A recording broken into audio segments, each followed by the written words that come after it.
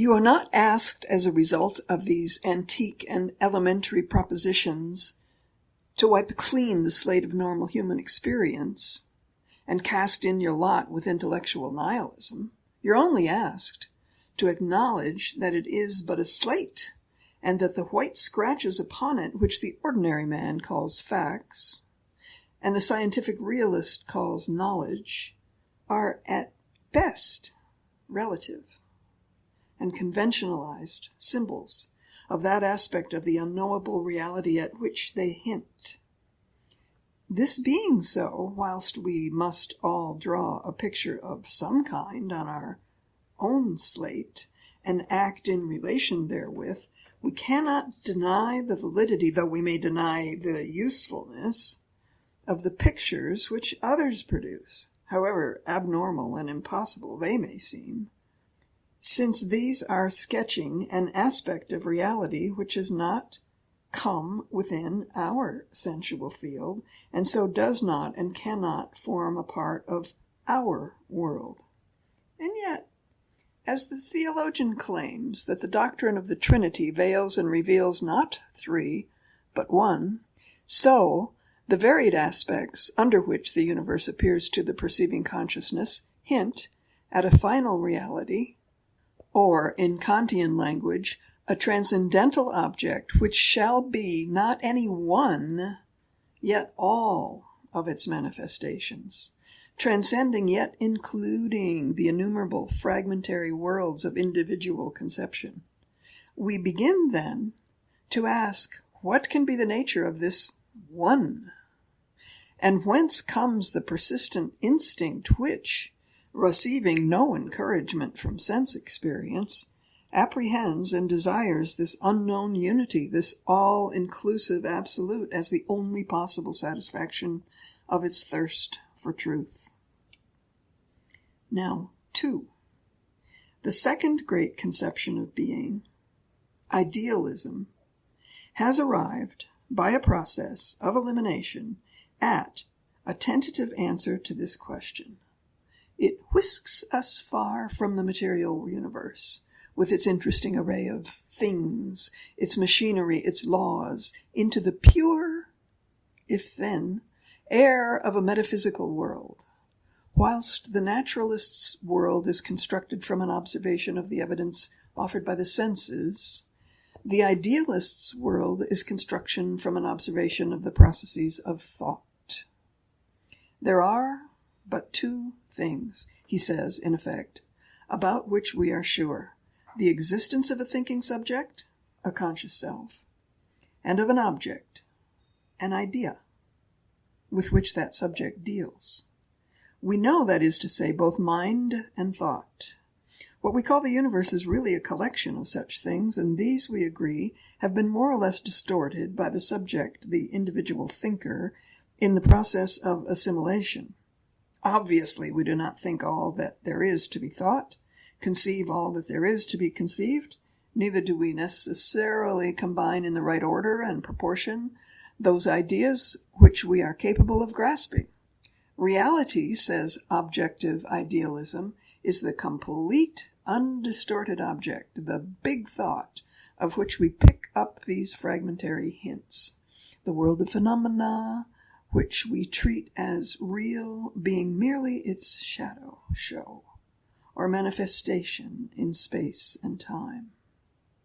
According to the form of objective idealism here chosen from amongst many as typical, for almost every idealist has his own scheme of metaphysical salvation, we live in a universe which is, in popular language, the idea or dream of its creator. We, as Tweedledum explained to Alice in the most philosophic of all fairy tales, are just part of a dream. All life, all phenomena, are the endless modifications and expressions of the one transcendent object, the mighty and dynamic thought of one absolute thinker, in which we are bathed. This object, or certain aspects of it, and the place of each individual consciousness within the cosmic thought, or, as we say, our position in life, largely determines which these aspects shall be, It's interpreted by the senses and conceived by the mind under limitations which we are accustomed to call matter, space, and time. But we have no reason to suppose that matter, space, and time are necessarily parts of reality, of the ultimate idea. Probability points rather to their being the pencil and paper with which we sketch it. As our vision, our idea of things tends to approximate more and more to that eternal idea, so we get nearer and nearer to reality, for the idealist's reality is simply the idea or thought of God. This, he says, is the supreme unity at which all the illusory appearances that make up the widely differing worlds of common sense, of science, of metaphysics, and of art dimly hint. This is the sense in which it can truly be said that only the supernatural possesses reality. For that world of appearances, which we call natural, is certainly largely made up of preconception and illusion of the hints offered by the eternal real world of ideas outside our gates, and the quaint concepts which we, at our receiving instrument, manufacture from them. There is this to be said for the argument of idealism, that in the last resort the destinies of mankind are invariably guided not by the concrete facts of the sense world, but by concepts which are acknowledged by every one to exist only in the mental plane. In the great moments of existence, when he rises to spiritual freedom, these are the things which every man feels to be real. It is by these and for these that he is found living to live, work, suffer, die. Love, patriotism, religion, altruism, fame, all belong to the transcendental world, and hence they partake more of the nature of reality than any fact could do. And man, dimly recognizing this, has ever bowed to them as to immortal centers of energy. Religions, as a rule, are steeped in idealism. Christianity, in particular, is a trumpet call to the idealistic conception of life. Buddhism is a little less. Over and over again, their scriptures tell us that only materialists will be damned. In idealism, we have perhaps the most sublime theory of being which has ever been constructed by the human intellect. A theory so sublime, in fact, that it can hardly have been produced by the exercise of pure reason alone, but must be looked upon as a manifestation of the natural mysticism, that instinct for the absolute, which is latent in man. But when we ask the idealist how we are to attain communion with the reality which he describes to us as certainly there, his system suddenly breaks down and discloses itself as a diagram of the heavens, not as a ladder to the stars.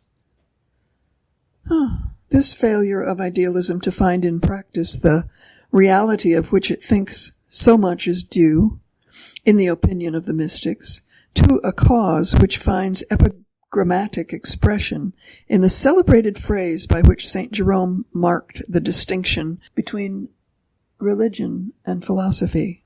Quote, Plato located the soul of man in the head. Christ located it in the heart. End quote.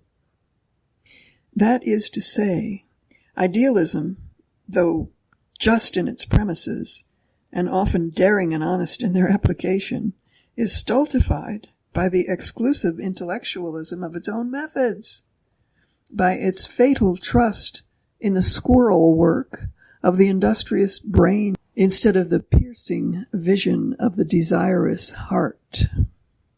It interests man, but does not involve him in its processes, does not catch him up to the new and more real life which it describes. Hence this thing that matters, this living thing, has somehow escaped it, and its observations be the same relation to reality as the art of the anatomist does to the mystery of birth. 3. 1, 2, 3. There's another theory of being to be considered. that which may loosely be defined as philosophic skepticism.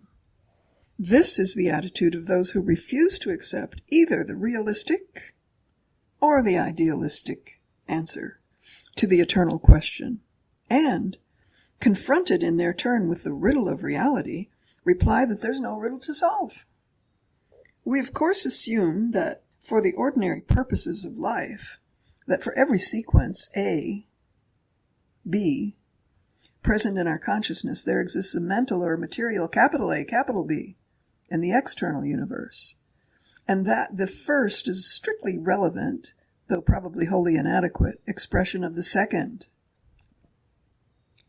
The bundle of visual and auditory sensations, for instance, whose sum total I am accustomed to call Mrs. Smith, corresponds with something that exists in the actual as well as in my phenomenal world.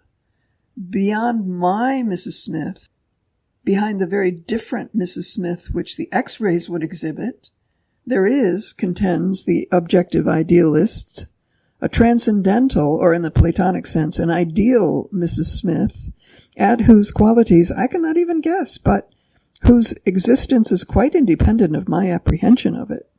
But, though we do and must act upon this hypothesis, it remains only a hypothesis, and it is one which philosophical skepticism will not let pass. The external world, say the skeptical schools, is, as far as I know it, a concept present in my mind.